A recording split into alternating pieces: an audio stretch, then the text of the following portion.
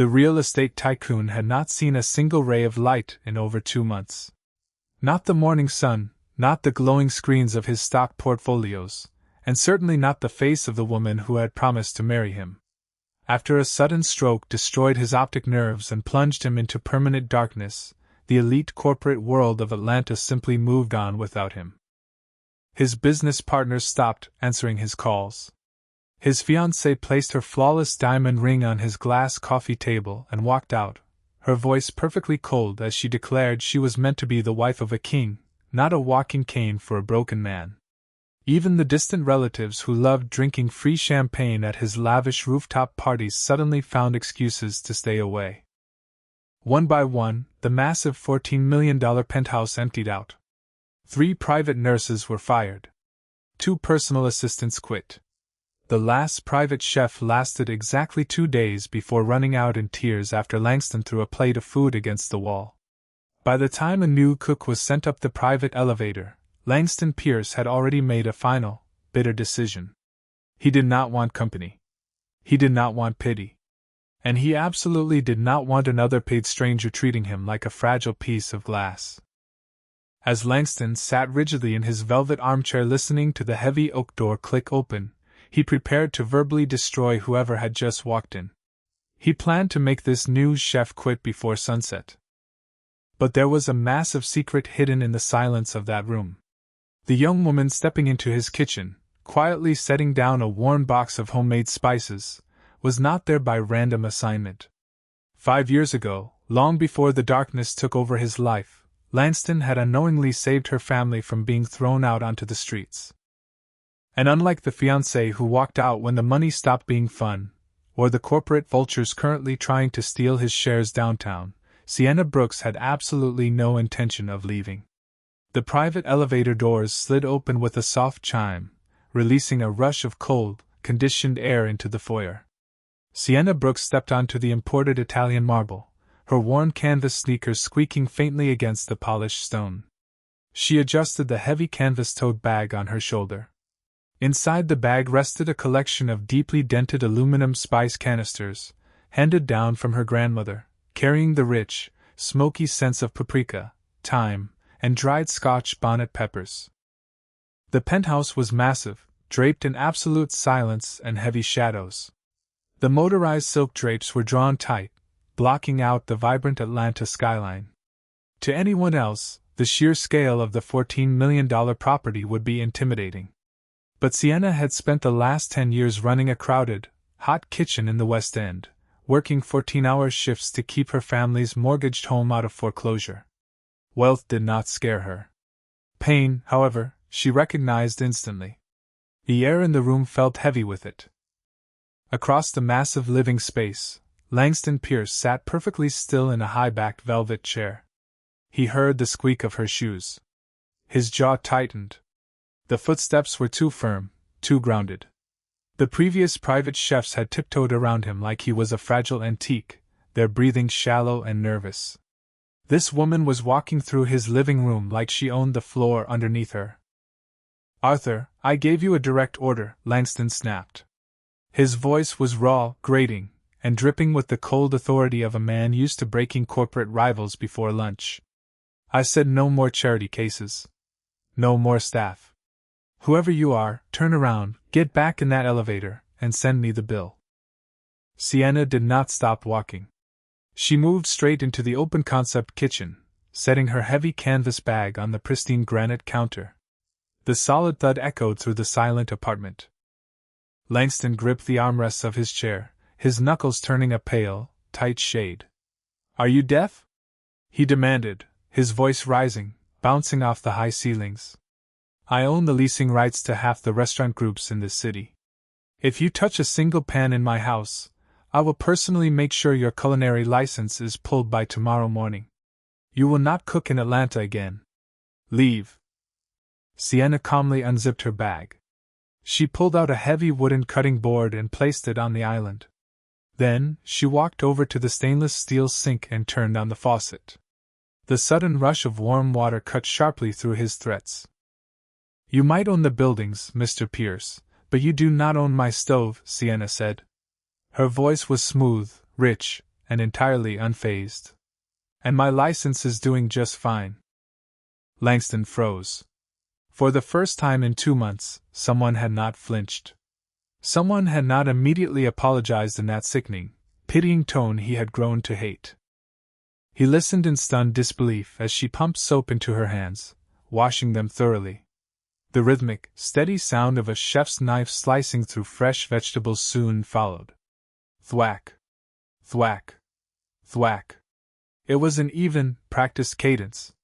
A few moments later, the distinct hiss of butter hitting a hot cast-iron skillet filled the room, followed by the deep, earthy aroma of garlic and slow-roasted spices. "Stop what you are doing," Langston warned, his tone dropping to a dangerous, low register. "I am not eating. I do not want your food, and I do not want you here." Sienna did not argue. She did not offer him platitudes about staying strong or eating for his health. She simply let the heat of the pan do the work, folding the ingredients together with careful, deliberate motions. She knew exactly what a starving, broken spirit looked like. She had seen it in her own grandmother's eyes during the hardest winters. Anger was just a shield for the terrified. She would not let this man starve himself out of pride.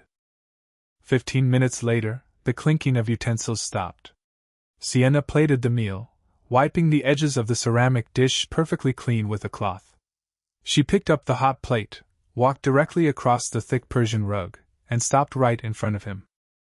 She set the plate down onto the glass coffee table with a soft, definitive clink.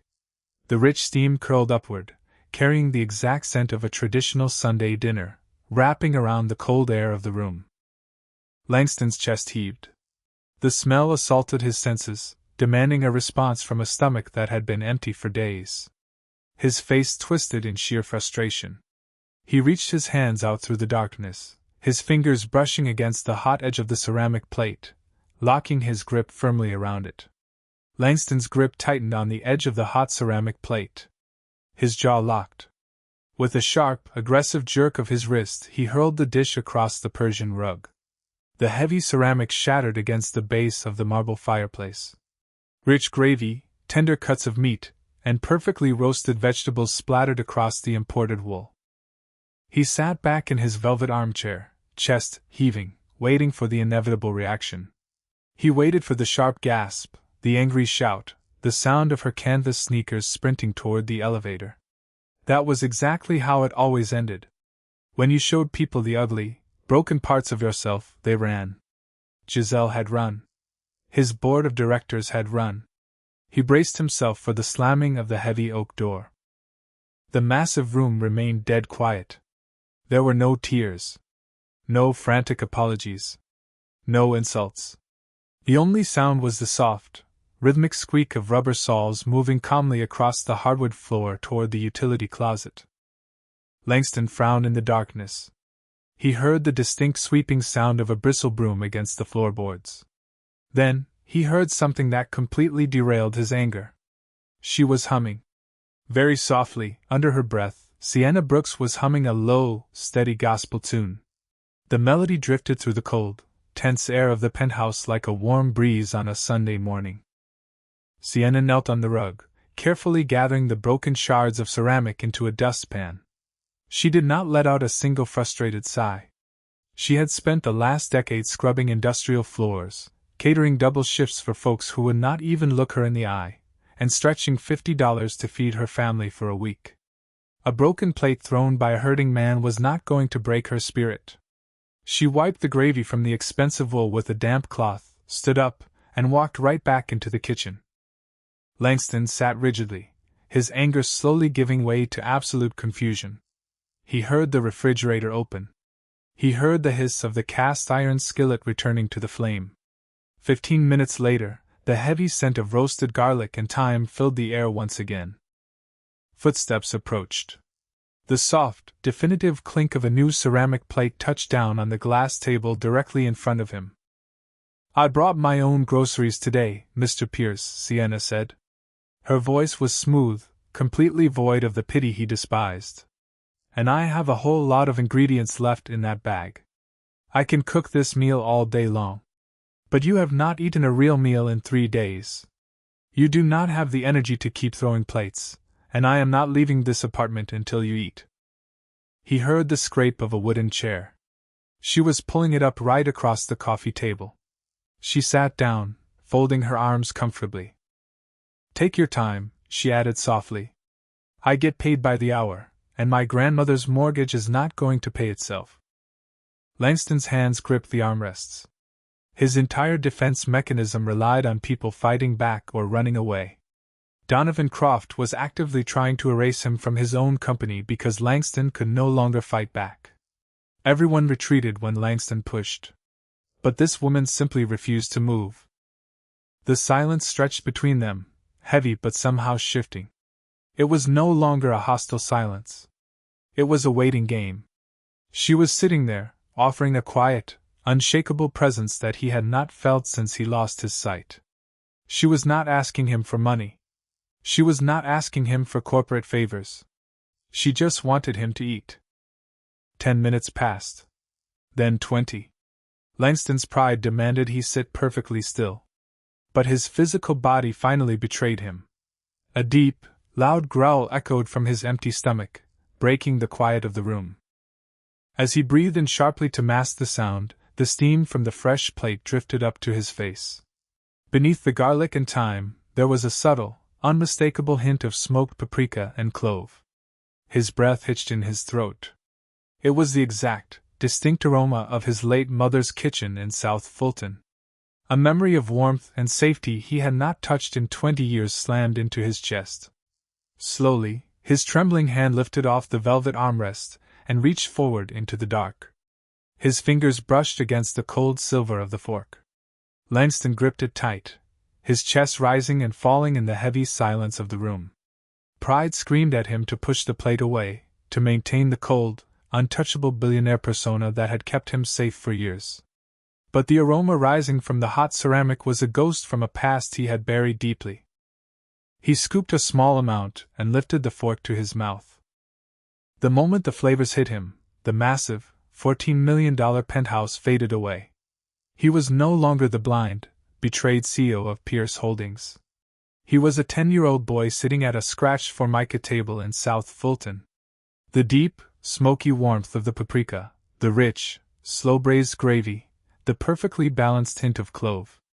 It was the exact meal his mother used to make after working back-to-back shifts at the hospital.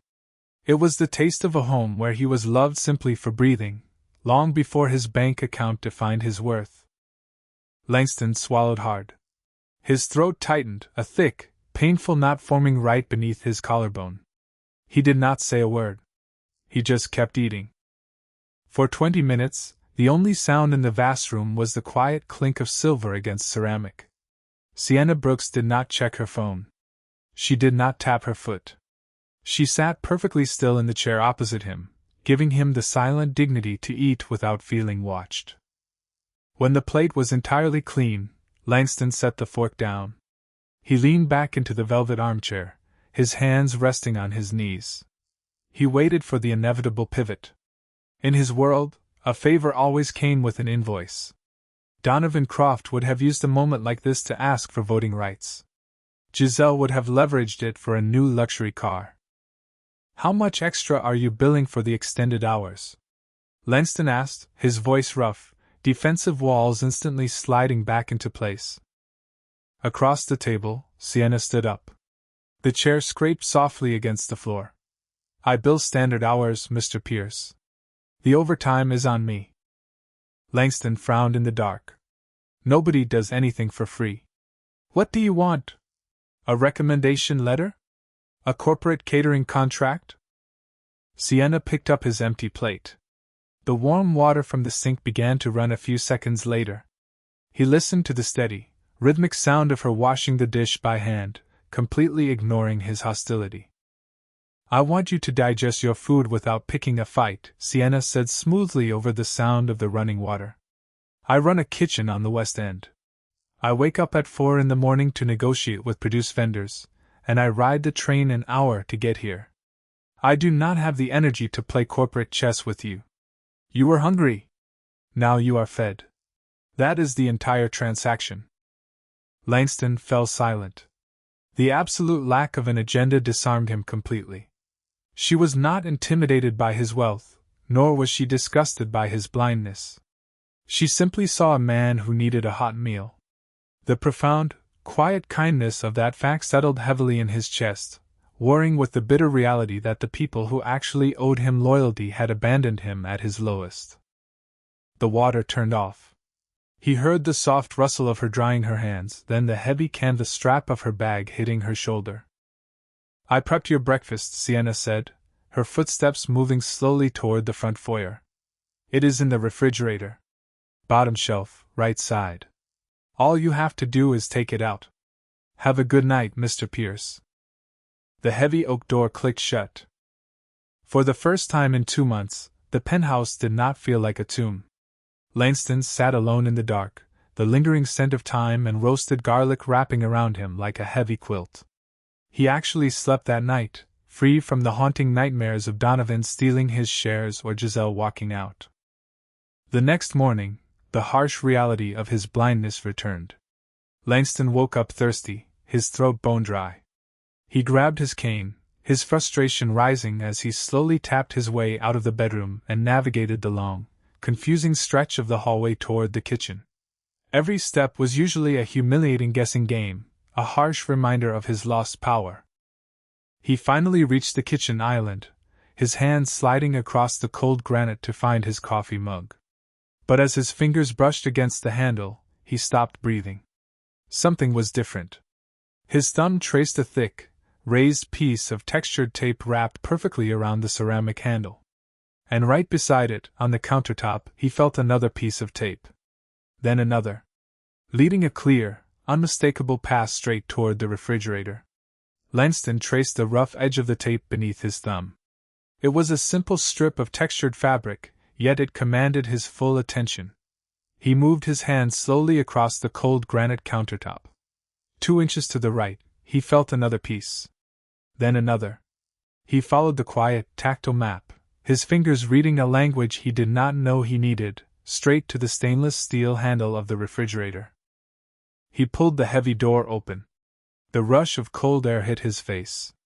He reached inside, and right on the bottom shelf, his hand brushed against a glass pitcher wrapped in the same textured tape. He poured the water himself. He did not drop the glass. He did not spill a drop on the imported hardwood floor. For the first time in 60 days, Langston Pierce accomplished a task in his own home without feeling like a helpless burden. The feeling was strange. It was a tiny fraction of independence, but to a man who had lost his entire empire, it felt massive. When the private elevator chimed at 6 in the morning, Langston was already sitting at the kitchen island. He heard Sienna Brooks step into the foyer, her canvas sneakers making that familiar soft squeak. He listened as she unpacked her heavy bag, turned on the stove, and began preparing breakfast. 10 minutes passed. The rich scent of butter and toasted sourdough filled the room, but the one thing Langston craved most was missing. "Where is my coffee?" he asked, his voice carrying the sharp edge of a CO demanding a late report. Sienna did not stop whisking the eggs in her ceramic bowl. "The coffee maker is right in front of you, Mr. Pierce. About 2 feet away." Langston frowned, his hands gripping the edge of the marble island. "I pay you an exorbitant hourly rate to prepare my meals. That includes my morning coffee." "You pay me to cook," Sienna replied smoothly, pouring the eggs into a hot skillet. "I am cooking. Pouring hot water over roasted beans is not culinary art. That is a basic survival skill. You want coffee, you are going to make it." His jaw tightened. The anger flared up, a familiar shield covering his deep, paralyzing fear of failing. What if he knocked the machine over? What if the boiling water spilled across his hands? Giselle used to sigh heavily whenever he bumped into furniture, murmuring about how exhausting it was to watch him struggle. Donovan would have laughed. "I am not doing it," Langston snapped, leaning back in his chair. The sizzling sound of the skillet lowered. Sienna wiped her hands on her apron and walked around the island, stopping just a few feet away from him.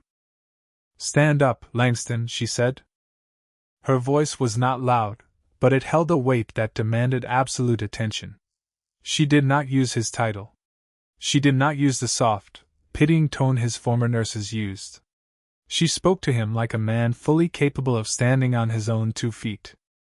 Langston hesitated. His pride fought against the quiet authority in her voice, but slowly, he pushed himself up from the chair. "Take 1 step forward," Sienna instructed. He took a step. "Reach your right hand out." He lifted his hand into the empty air, half expecting to hit empty space and look like a fool. But his fingers brushed against the smooth, warm plastic of the espresso machine. "Feel the side of the machine," Sienna said, her voice steady and close. "There is a strip of tape on the water reservoir." He moved his hand down and found the rough texture. "Now feel the top panel," she continued. "I placed a raised dot on the power button, and 2 dots on the bruise switch." Langston traced his fingers over the buttons. The tactile markers were perfectly placed. He pressed the single dot. The machine hummed to life. He moved his finger to the double dots and pressed down. A few seconds later, the rich, bitter aroma of dark roast espresso filled the air as the hot liquid streamed perfectly into his mug. Langston stood frozen. His chest rose and fell in shallow breaths. He had just made his own coffee. The suffocating walls of his blindness seemed to recede, just a fraction of an inch, letting a sliver of air into his lungs. Sienna did not praise him. She did not clap or treat him like a child who had just tied his shoes. She simply walked back to the stove. "Sugar is in the ceramic jar to your left," she said casually. Langston reached out to his left, feeling confident. But he misjudged the distance. His hand moved too fast, his knuckles hitting the side of the heavy ceramic sugar jar. He heard it wobble, tipping dangerously toward the edge of the counter. He braced for the crash. He braced for the mess and the inevitable feeling of uselessness. But the crash never came. A warm, calloused hand caught the heavy jar midair. Sienna had moved silently, intercepting the fall. But she did not just save the jar. She kept her hand wrapped around the ceramic, and with her other hand she gently caught his wrist in the dark. Langston stopped breathing. Her touch was firm, grounding, and completely devoid of fear. Instead of pulling the jar away to do it for him, Sienna slowly guided his trembling hand until his fingers wrapped securely around the lid. "You had it," she whispered, standing so close he could smell the faint scent of cinnamon and morning air on her clothes. "Just slow down." For 3 days, the textured tape guided Langston. He found the refrigerator. He found his leather armchair. He started to believe the heavy, suffocating walls of his blindness were finally expanding. He wanted to feel the afternoon breeze from the terrace. He refused to ask for help. He gripped his wooden cane and navigated past the kitchen island, feeling the shift from hardwood to the thick living room rug. But wealth came with useless hazards. The corner of the heavy silk rug had curled upward. His cane missed the fold. His foot caught the thick fabric. The shift in gravity was violent and sudden. Langston pitched forward, his hands flying out blindly to catch himself. His shoulder slammed into the heavy oak side table. A loud, sharp crash echoed through the penthouse as a silver picture frame plummeted to the floor, shattering into dozens of jagged pieces across the marble border. Langston collapsed onto the rug, his chest heaving, his knees bruised. The sheer humiliation burned through his veins like acid. He was a billionaire. He had negotiated commercial acquisitions worth 9 figures. Now, he could not even walk across his own living room. Sienna rushed out from the kitchen, her apron rustling, her sneakers squeaking rapidly against the floorboards. "Get out!" Langston roared. His voice cracked, thick with shame and raw fury. "Do not look at me. Get your things and get out." He squeezed his eyes shut, turning his face away. He waited for the heavy silence of judgment. He waited for the soft, patronizing gasp of pity Giselle always used when he bumped into the furniture. He waited for the footsteps to retreat toward the elevator. The footsteps did not retreat. Sienna dropped to her knees right beside him. She did not speak. She immediately reached for the largest, sharpest pieces of glass scattered inches from his hands, knowing that if he tried to push himself up, he would tear his skin open. "I said leave!" Langston shouted, his voice trembling now, the anger dissolving into pure, unfiltered desperation. "I am a pathetic, broken man. There is nothing left here. Leave!" Sienna's hand slipped. A jagged edge of the silver frame sliced deep into the palm of her hand. A sharp sting flared, and warm blood instantly pooled across her skin. She did not gasp. She did not complain. She quietly shifted the broken glass away, wiping her bleeding hand on her thick canvas apron to keep the mess away from him. She moved closer, her knees sinking into the rug. She reached out, placing her uninjured hand firmly on his shaking shoulder. "You can fall in this house all you want, Langston," Sienna said. Her voice was not a whisper of pity. It was a solid, unshakable anchor. "You can yell. You can break every plate in the kitchen. But I am not walking out that door." Langston froze. His breath hitched sharply in his chest. "You are still the man who built an empire," she continued, her thumb gently pressing into his tense shoulder muscle. "Losing your sight did not take away your mind. And it sure did not take away your pride. So take a breath. Take as long as you need on this floor. I am right here." The armor finally cracked. The cold, untouchable CEO of Pierce Holdings pressed his face into his hands, and his broad shoulders began to shake. A raw, ragged sob tore from his throat. It was the heavy, agonizing grief of the last 2 months pouring out, the betrayal, the darkness, the terrifying loss of control. Sienna did not try to hush him. She simply sat beside him on the floor, offering the one thing his money had never been able to buy. Pure, unconditional presence. Hours later, the penthouse was quiet again. Langston was resting in his bedroom, the exhaustion of his emotional collapse pulling him into a deep sleep. Sienna quietly walked into his home office to gather the empty coffee mugs he had left behind days ago. The room smelled of old leather and stale air. As she reached for a mug near his desk, her elbow brushed against a stack of mail resting on top of the open floor safe. A thick, yellowed manila folder slid off the stack, hitting the floor. The metal clasp popped open, spilling a few legal documents onto the rug. Sienna knelt down to gather the papers. She smoothed out the top page, her eyes casually scanning the bold black ink at the header. She stopped breathing. The blood in her veins ran completely cold. It was a blind trust agreement, dated exactly 5 years ago. And right there, under the section marked Primary Beneficiary, was an address she knew better than her own name. 402 Elm Street. Followed by the unmistakable signature of her late grandmother. Sienna stared at the heavy black ink on the legal document. 402 Elm Street. The letters blurred as her eyes welled up. She traced her thumb over the embossed bank seal. Paid in full. 5 years ago, Pierce Holdings bought out 3 consecutive blocks in the West End for a commercial redevelopment project. Property taxes skyrocketed overnight. Families who had lived there for generations were suddenly drowning in default notices. Sienna remembered the suffocating fear of finding neon-colored eviction warnings taped to her grandmother's screen door. She remembered working 3 cooking jobs, counting nickels in a jar, terrified of the day the bank would come to change the locks. Then, a certified letter arrived from a blind trust. No return address. No press release. Just a quiet, massive financial transfer that cleared the entire mortgage and secured the deed in her grandmother's name. The media always painted Langston Pierce as a cold, ruthless corporate machine who only cared about profit margins.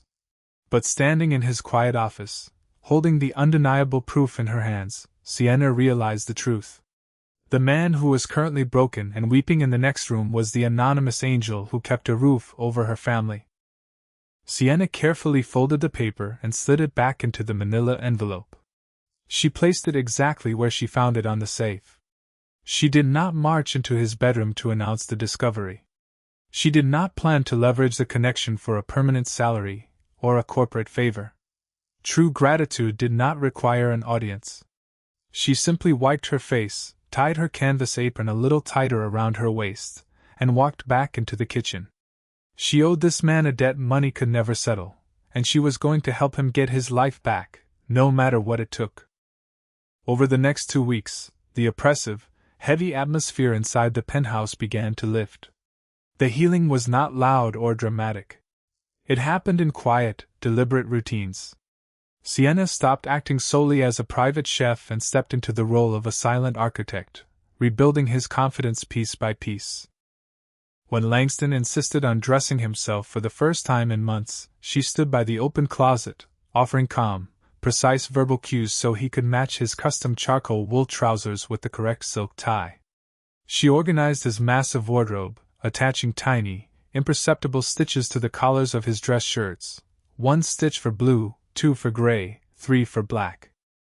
Langston's posture slowly changed. The defeated, sunken slump of his shoulders disappeared. He started asking Sienna to play daily market reports and financial audiobooks over the smart speakers while she prepared lunch. He drank his morning espresso standing tall by the floor-to-ceiling windows, feeling the warmth of the sun on his face even if he could not see the glass. The dead silence of the $14 million apartment was completely gone, replaced by the warm, soulful bass of classic R&B records and the steady, comforting rhythm of a chef's knife against a wooden board. One Tuesday afternoon, Langston left his wooden cane resting against the sofa. He walked the entire length of the living room, relying only on his memory and the subtle strips of textured tape Sienna had placed along the wainscoting.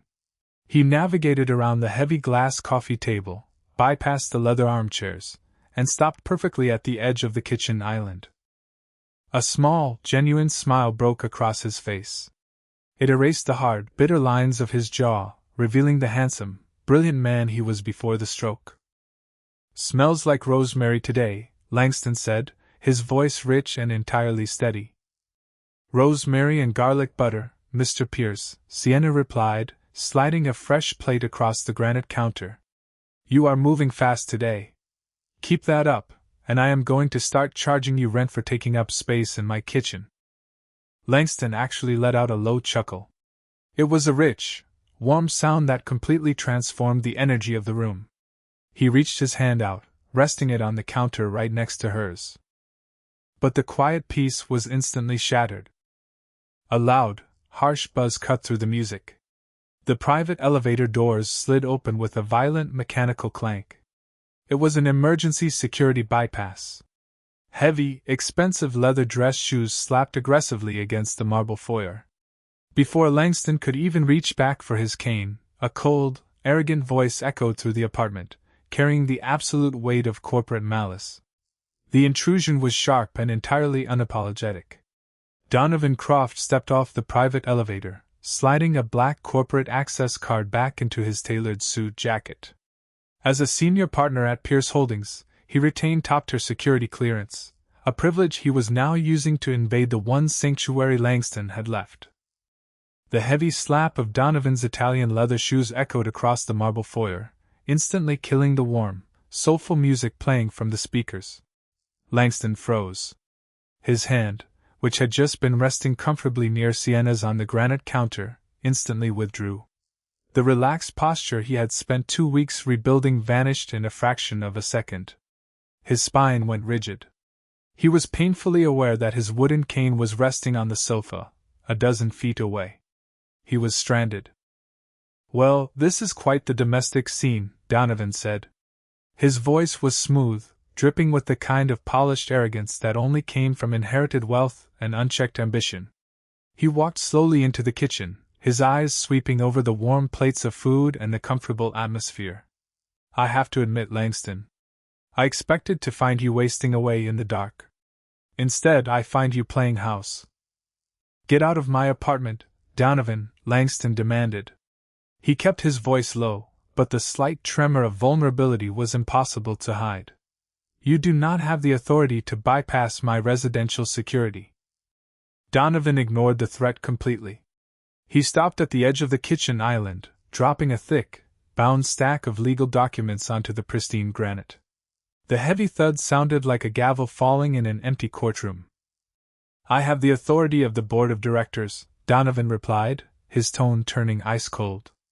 The investors are tired of waiting for a miracle, Langston. You have not answered a single email in 2 months.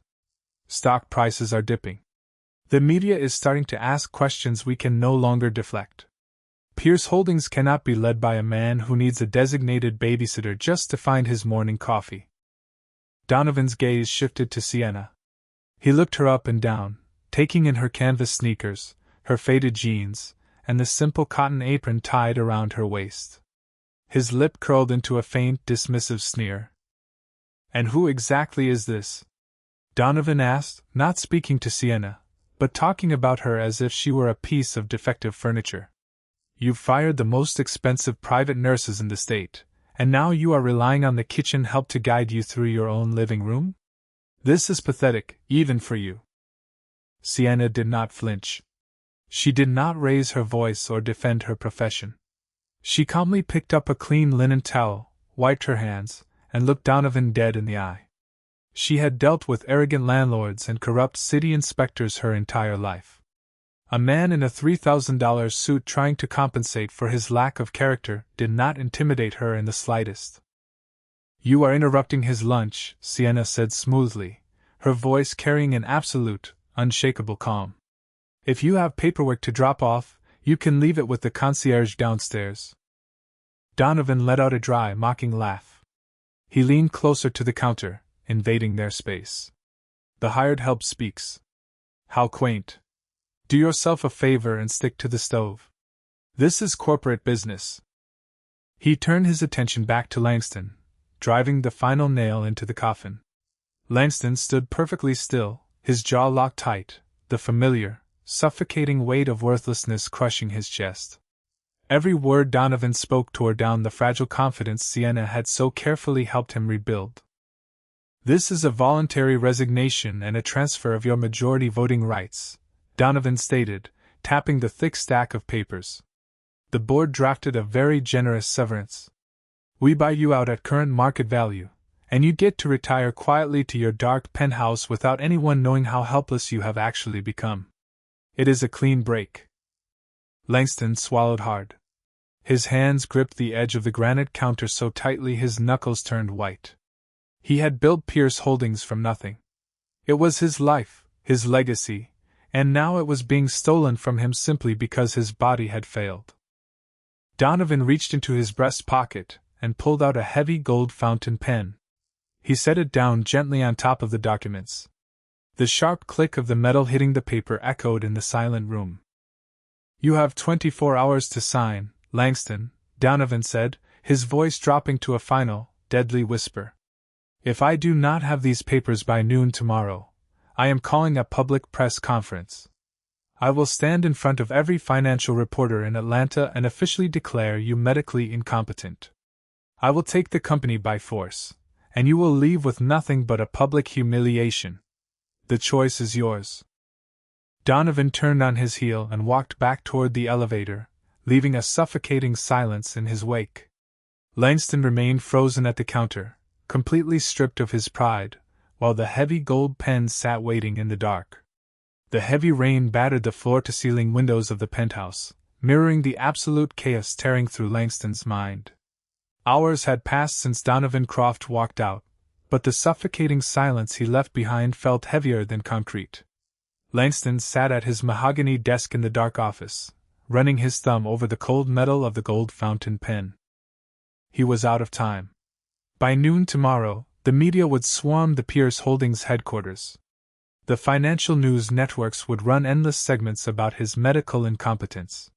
He was about to be publicly stripped of his empire, his dignity, and his name. And in the middle of that impending wreckage stood Sienna. A woman who worked 14-hour shifts to keep her grandmother's house afloat. She did not deserve to be dragged into a vicious corporate scandal. She did not deserve to have her name plastered across the tabloids as the helpless billionaire's hired babysitter. The only way Langston knew how to protect someone was to push them away with cold, hard cash. He opened his personal leather checkbook. His hands shook as he felt for the raised edges of the paper. Relying on the muscle memory of writing his signature thousands of times, he filled out the line, leaving a seven-figure number. It was a massive sum. Enough to buy her a restaurant and clear her family's debts forever. The soft squeak of canvas sneakers approached the office doorway. Sienna stepped into the room, holding a steaming cup of chamomile tea. She stopped when she saw his rigid posture. Langston did not hesitate. He tore the check from the ledger with a sharp, violent rip and slid it across the polished mahogany wood. "Take it," Langston commanded, forcing his voice to sound as ruthless and hollow as the man he used to be. "Pack up your kitchen equipment, and leave the key card on the foyer table. We are done here." Sienna looked down at the slip of paper. Even in the dim light pouring in from the city outside, the amount was unmistakable. $2 million. She did not gasp. She did not reach for it. She simply set the hot teacup down on the edge of the desk. "Why are you doing this?" she asked, her voice steady and perfectly calm. "Because Donovan was right," Langston snapped, gripping the edge of the desk so tightly his joints ached. "People see a wounded man with a massive bank account and they wait for the payout. You played your part perfectly, Sienna.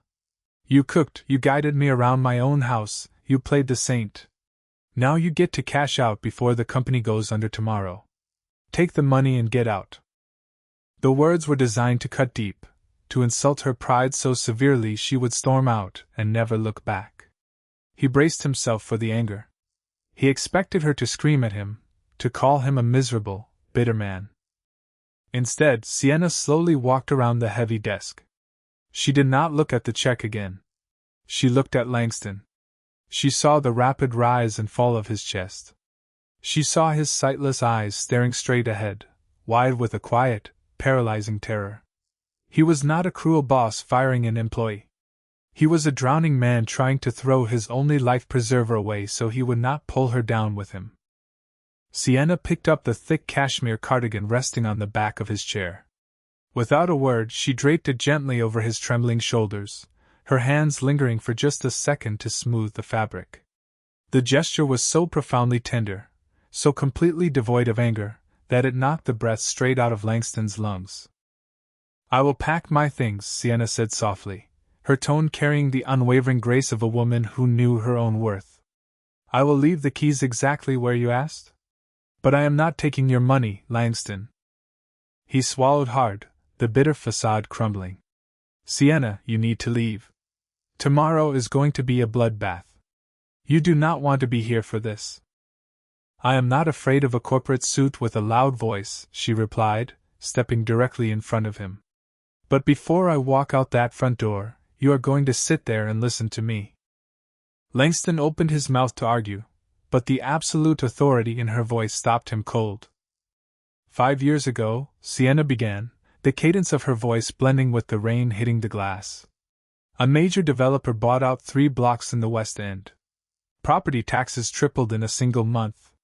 My grandmother was 72 years old, sitting at her kitchen table, staring at a bright pink foreclosure notice. We had absolutely nothing left. We were 24 hours away from the bank changing the locks on the only home we ever had." Langston sat frozen, his brow furrowing in confusion. "We packed our boxes," Sienna continued, her voice thick with emotion. "We sat in the dark, waiting for the sheriff to come. But the sheriff never came. Instead, an envelope arrived from a private attorney."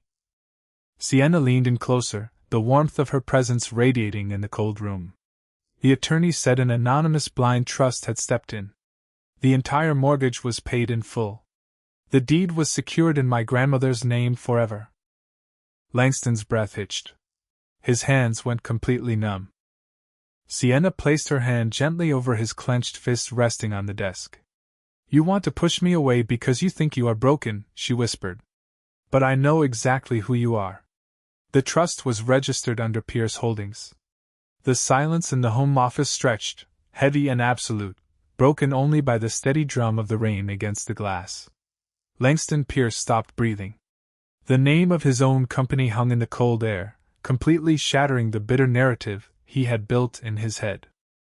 He remembered the West End project perfectly. His board of directors had pushed for a total sweep of the residential blocks to maximize commercial zoning. It was standard corporate procedure. But Langston had quietly reviewed the tenant manifests late one night. He saw the names of families who had been there for decades, folks who worked bone-crushing shifts just to keep the lights on. Without telling Donovan or the board, Langston funneled his own personal capital into a blind trust to clear the mortgages of the most vulnerable homes. He never met the people. He never wanted the credit. "You," Langston whispered, his voice cracking, devoid of all the billionaire armor. "That was your grandmother." Sienna did not pull her hand away from his trembling fist. She kept her grip firm and warm. "Yes," she said softly. "That was my grandmother. She passed away last year in her own bedroom, peaceful and safe, because of a man she never even met." Langston lowered his head. A single, heavy tear escaped his sightless eyes, tracking down his jawline. He had spent 2 entire months convinced that his wealth was the only reason anyone tolerated him. He believed that the second his power faded, his worth dropped to 0.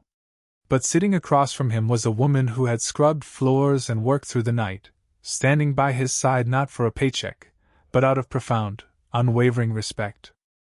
Sienna picked up the torn check for $2 million. She did not look at the zeros.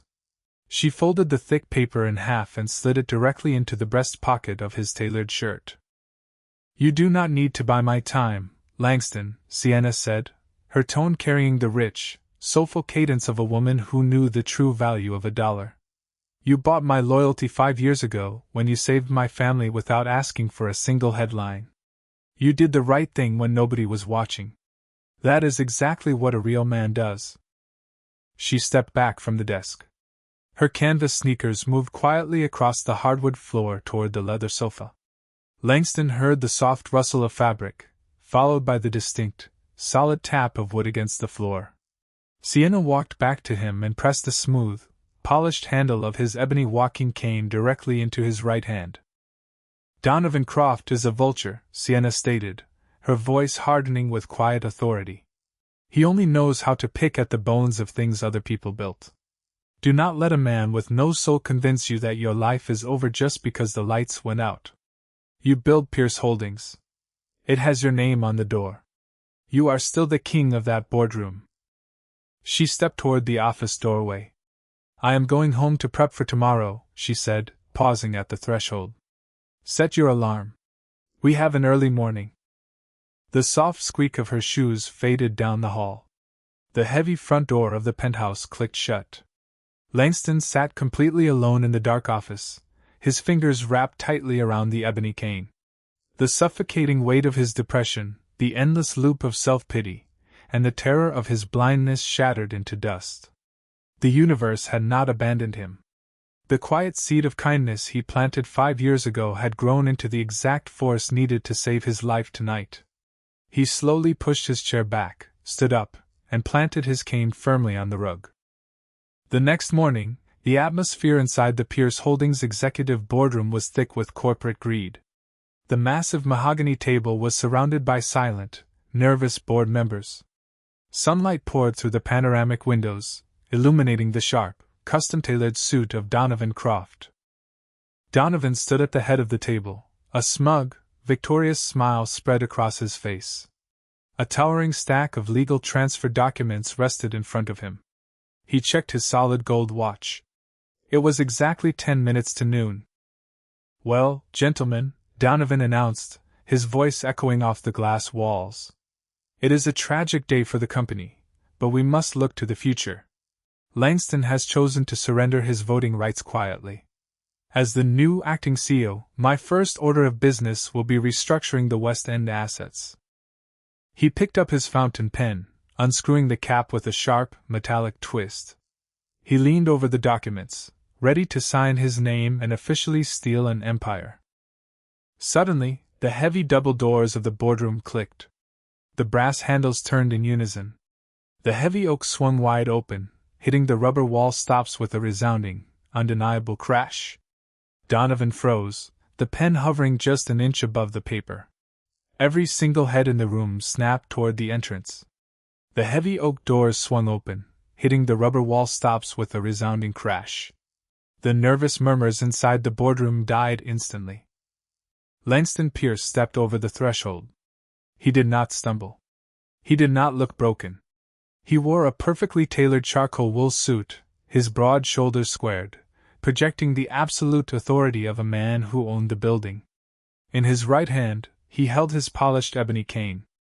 But it was his left arm that commanded the room's complete attention. Sienna Brooks walked beside him. She had left her canvas apron and worn sneakers at the penthouse. Today, she wore a sharp, structured navy blazer and sleek heels, radiating a quiet, unshakable dignity. Her hand rested lightly just above Langston's elbow, guiding him through the maze of heavy leather chairs with a seamless, silent rhythm they had perfected over the last 3 weeks. Donovan lowered his gold fountain pen. A tight, forced smile stretched across his face, though the color had rapidly drained from his cheeks. "Langston," Donovan said, his voice dripping with condescension, "you are 10 minutes late to your own retirement. And I see you brought the kitchen help to pack up your desk. Please take a seat before you hurt yourself." Sienna did not flinch at the insult. She guided Langston precisely to the opposite end of the massive mahogany table, stopping right beside the heavy leather chair reserved exclusively for the CEO. Langston did not sit. He planted his cane firmly on the carpet and faced the exact direction of Donovan's voice. "I am not here to sign a severance package, Donovan," Langston said. His voice was low, smooth, and completely devoid of anger. It was the voice of a king reclaiming his throne. "I am here to terminate your employment, effective immediately." A few board members shifted nervously in their seats. Donovan let out a dry, arrogant laugh. "Are you out of your mind?" Donovan sneered, looking around the table for support. "You cannot even read the document sitting in front of you. You are medically unfit to run a corner store, let alone a multi-billion-dollar real estate firm." "You are absolutely right about one thing," Langston replied, his tone remaining perfectly level. "I cannot read the papers on this table. But I do not need my eyes to recognize a thief in my own house." The room fell into a dead silence. "At exactly 5 o'clock this morning," Langston continued, pacing his words with lethal precision, "Miss Brooks and I spent some time reviewing the physical ledgers you carelessly left in my home office safe. You assumed a blind man would never ask for an audit. You assumed wrong." Donovan's smug expression completely collapsed. Langston recited the numbers from memory, flawless and sharp. "Between March and July, you diverted $4.2 million from the West End Commercial Development Fund. You routed the capital through a shell corporation registered in the Cayman Islands under your sister's maiden name. You forged my digital signature on 3 separate land acquisition denials, attempting to force bankruptcies so you could buy those residential lots for pennies." "That is a lie!" Donovan shouted, slamming his hand on the table, his polished corporate facade cracking into pieces. "He is making things up out of thin air. He is incompetent." Sienna stepped forward. She did not raise her voice. She simply unzipped the leather portfolio she had been carrying and pulled out a thick, meticulously organized stack of bank routing confirmations. She dropped the heavy stack directly onto the center of the mahogany table. The loud slap of the paper echoed off the glass walls. "Highlighted in yellow," Sienna said smoothly, her eyes locking onto the oldest board member. "Complete with time-stamped offshore wire transfers. The math is quite simple, gentlemen." The chairman of the board pulled the stack closer, flipping through the first 3 pages. His face turned grim. He did not look at Donovan. He reached under the table and pressed the silent security buzzer. Donovan backed away from the table, stammering, his eyes darting toward the exit. But there was no dramatic shouting match. No physical altercation. Just the cold, brutal efficiency of corporate justice catching up to a man consumed by his own greed.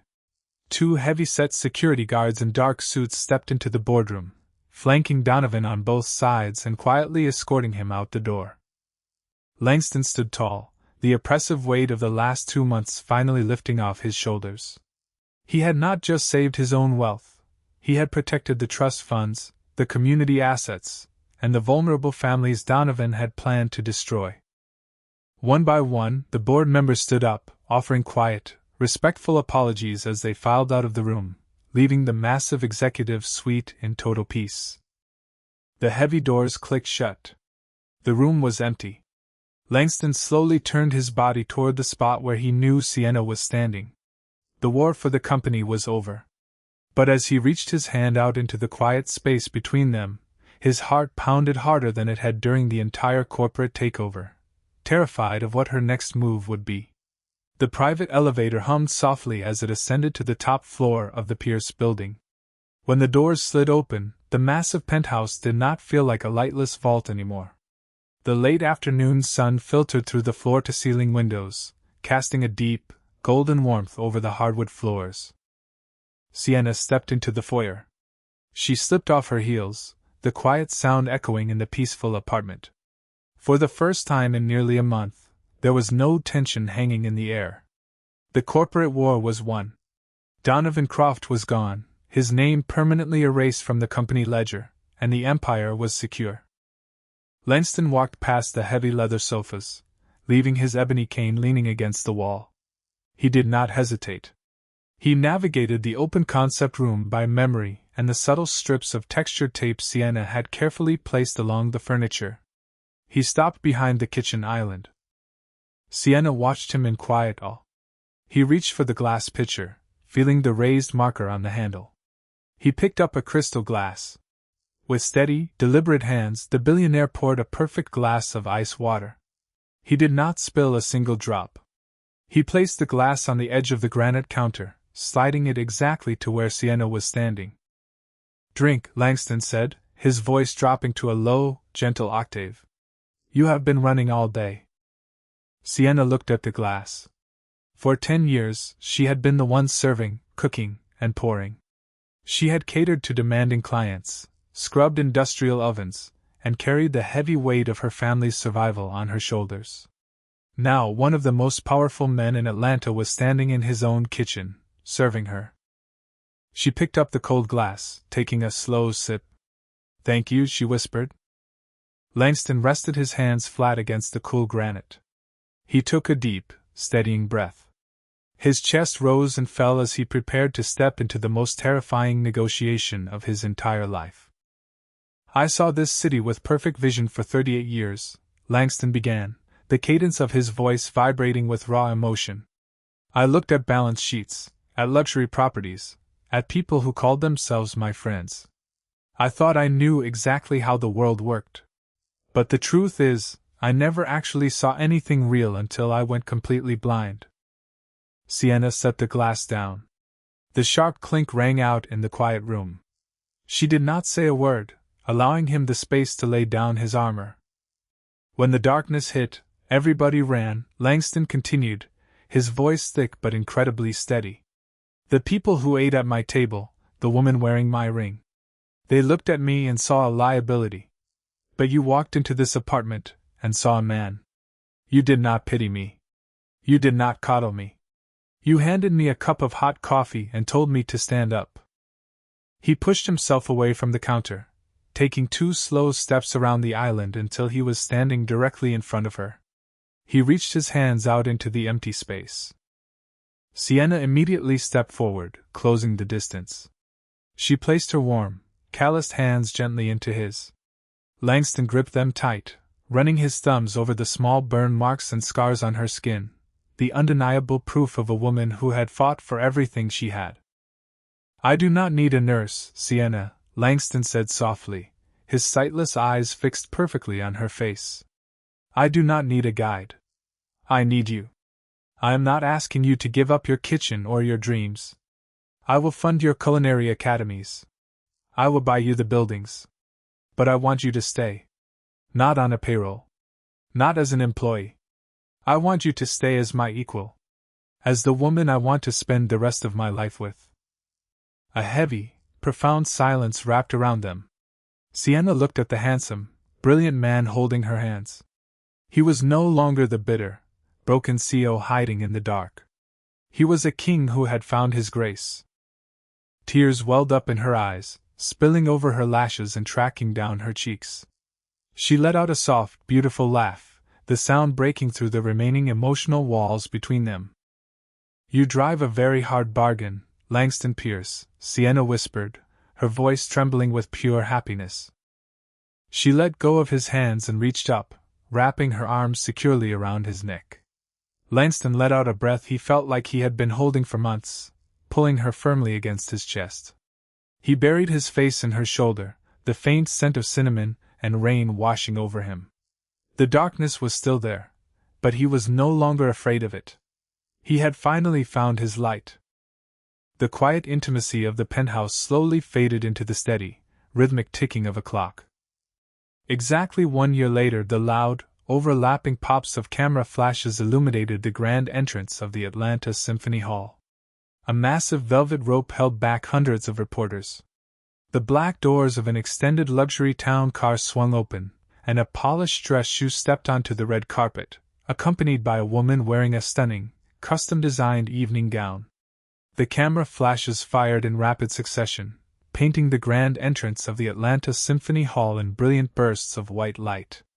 A heavy velvet rope held back a sea of reporters, investors, and city officials. Langston Pierce stepped onto the plush red carpet. He moved with the absolute authority of a king in his prime. In his right hand, he held the polished ebony cane. Tucked securely into the crook of his left arm was his wife. Sienna Pierce wore a stunning, custom-tailored emerald silk gown. She did not look like a woman who used to scrub industrial ovens for minimum wage. She radiated the quiet, unshakable grace of a queen who had built her throne from the ground up. Tonight was not a corporate shareholder meeting. It was the inaugural gala for the Pierce Culinary and Housing Trust. In a single year, Sienna had transformed a massive portion of Langston's real estate empire into an engine of opportunity. They had opened 5 free culinary academies across the West End, providing full tuition grants, commercial kitchen training, and guaranteed housing for single mothers and working-class families. The board of directors did not dare complain about the budget. Under Langston's sharp, renewed leadership, Pierce Holdings had posted its highest third-quarter profits in a decade. Across the street, standing in the cold damp air near a crowded city bus stop, Donovan Croft watched the massive digital screen broadcasting the red carpet arrivals. Donovan pulled the collar of his faded, off-the-rack trench coat tight against his neck. The federal financial investigation had been swift, brutal, and incredibly public. His offshore bank accounts were frozen. His luxury cars were repossessed by the government. He was currently facing multiple federal indictments for corporate embezzlement and fraud. He stood shivering on the wet concrete, clutching a cheap paper coffee cup, entirely erased from the elite world he once thought he owned. Standing just a few feet away from Donovan, unrecognized in the evening crowd, was Giselle. Her once flawless designer handbag was scuffed at the edges. The wealthy socialites she used to drink imported champagne with had stopped returning her calls the exact moment her credit cards started declining. She stared at the glowing screen, watching Langston smile warmly at Sienna. A suffocating, crushing wave of regret slammed into her chest. She had thrown away a man of absolute substance because she was terrified of the dark. Now, she was standing in the cold, completely alone, while the woman who chose to stay was holding the world in her hands. Inside the grand ballroom, the applause was deafening. Langston stood at the center podium. Sienna stood right by his side, her hand resting gently on his back, providing the same steady anchor she had offered on her very first day. Langston leaned toward the microphone. The massive room fell into a deep, respectful silence. "They say that losing your sight is the greatest tragedy a man can face," Langston said, his voice echoing rich and steady across the crystal chandeliers. "For a long time, I believed them. I thought my wealth was the only thing keeping me standing. I thought power was measured by the size of a corporate portfolio and the fear in a competitor's eyes." He turned his head slightly, sensing the exact spot where Sienna was standing. "But a woman with a canvas bag and a box of worn family spices walked into my dark house and taught me how to actually see." Langston smiled, and the sheer warmth of it brought genuine tears to the eyes of the toughest financial executives in the room. She showed me that true power is not about how many buildings you own. True power is what you do for the people who cannot offer you a single thing in return. I stand before you tonight, a blind man, who has never seen the world more clearly. The ballroom erupted. The standing ovation shook the hardwood floorboards. Men in custom tuxedos and women in diamonds wiped their eyes, moved by the pure, unfiltered truth of his words. Sienna looked up at her husband, her heart swelling with an absolute, overwhelming pride. The cold, bitter billionaire who threw plates against the wall was gone forever. He was whole again. The heavy, generational struggle of her family was over, replaced by a legacy of giving back and lifting up those who were still fighting. As the orchestral music swelled and the charity gala commenced, Langston placed his hand over Sienna's, leaning down to whisper something sweet that only she could hear. But looking at the two vastly different worlds outside the symphony hall, the story of Langston and Sienna Pierce leaves us with one final, lingering question. Sometimes, life strips away all the comfort, the status, and the power we thought we owned, leaving us completely in the dark. But maybe that darkness is not a punishment. Maybe it is the only way to see who is willing to strike a match and sit with us in the cold. Langston Pierce lost his sight and the loyalty of everyone he hired, only to discover that the quiet seed of kindness he planted 5 years earlier was the exact thing that saved his life. Sienna Brooks proved that true wealth does not sit in a corporate trust or an offshore bank account. It lives in the hands of the people who hold you together when you have absolutely nothing left to offer them. The quiet goodness you put out into the world always finds its way back to your front door, exactly when you need it most. If Langston and Sienna's story brought a little warmth to your day, please take a second to hit that like button. Share this video with someone who might need a reminder that good people still exist, and make sure to subscribe to the channel so we can keep sharing these inspiring stories with you every single week. Before you go, I want to leave you with one question to think about. Which scenario is actually more terrifying, losing every single dollar to your name overnight, or losing the only person who truly cares about you when you hit rock bottom? Drop your thoughts down in the comments section below. I read every single one of them. Thank you so much for listening, stay blessed, and I will see you in the next story.